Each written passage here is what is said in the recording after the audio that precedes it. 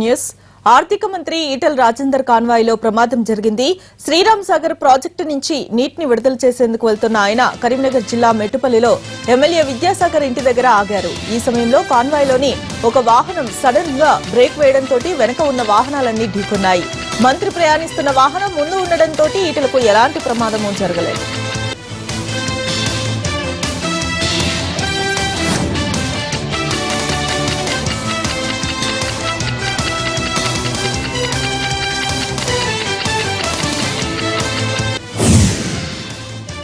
కరీంనగర్ జిల్లాలో గత 2 రోజులుగా భారీ వర్షాలు కురుస్తూ ఉన్నాయి. హుజూరాబాద్ లో రాత్రి కురిసిన వర్షానికి పాత పంచాయతీ కార్యాలయ భవనం కుప్పకూలింది.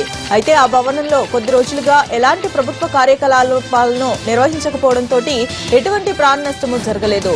భారీ వర్షాల కారణంగా భవనం బాగా నాని కుప్పకూలిందని భావిస్తూ ఉన్నారు అధికారులు.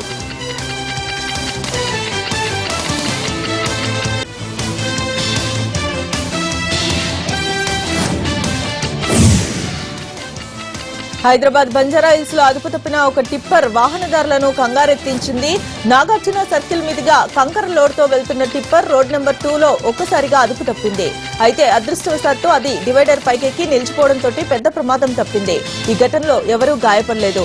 బంజారాహిల్స్ రోడ్ నెంబర్ 2లో ఇటీవల వరుసగా ఇలాంటి ప్రమాదాలు చోటు చేసుకుంటూ ఉన్నాయి.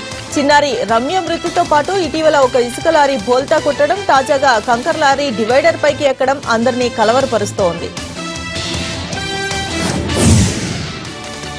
అనారోగ్యంతో ఢిల్లీ ఆర్ఆర్ హాస్పిటల్లో చికిత్స పొందుతున్న కాంగ్రెస్ అధినేత్రి సోనియా గాంధీని కేంద్ర మంత్రి మనోహర్ పారికర్ పరామర్శించారు. ఆమె ఆరోగ్య పరిస్థితిపై వైద్యులను అడిగి తెలుసుకున్నారు. పలువురు కాంగ్రెస్ నేతలు కూడా ఆర్ఆర్ ఆసుపత్రికి చేరుకున్నారు. నిన్న వారణాసిలో ప్రచారం నిర్వహిస్తున్న సోనియా అస్వస్థతకు గురి అయ్యారు. దీంతో పర్యటనను మధ్యలోనే ముగించుకుని ప్రత్యేక విమానంలో ఢిల్లీకి చేరుకున్నారు.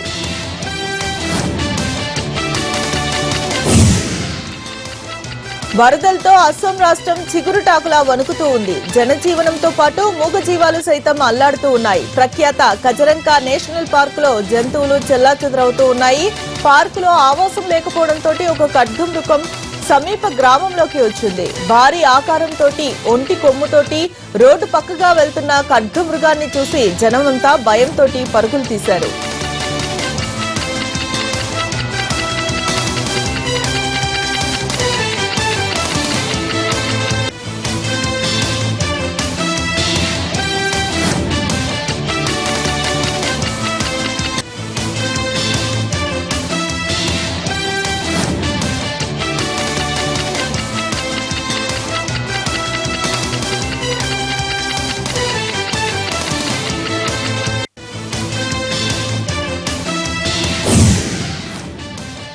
గోదావరి అంత్య పుష్కరాలు నేత్రపర్వంగా సాగుతూ ఉన్నాయి.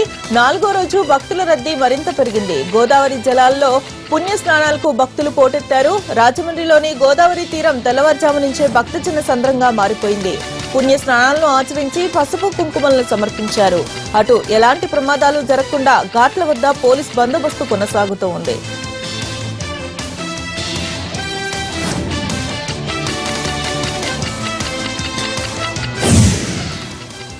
బులెటిన్ ముగించే ముందు హెడ్లైన్స్ మరొకసారి చూద్దాం.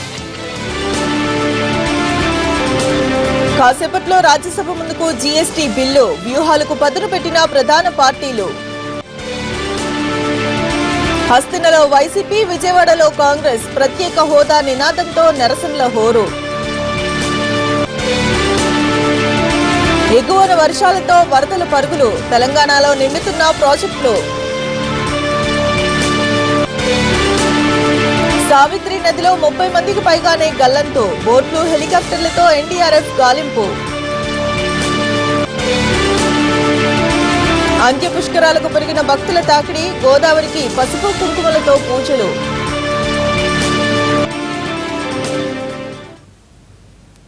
ఇవి 30/60 డీటెయిల్స్. నెక్స్ట్ హలో డాక్టర్ ప్రసారం అవుతుంది. Stay with us.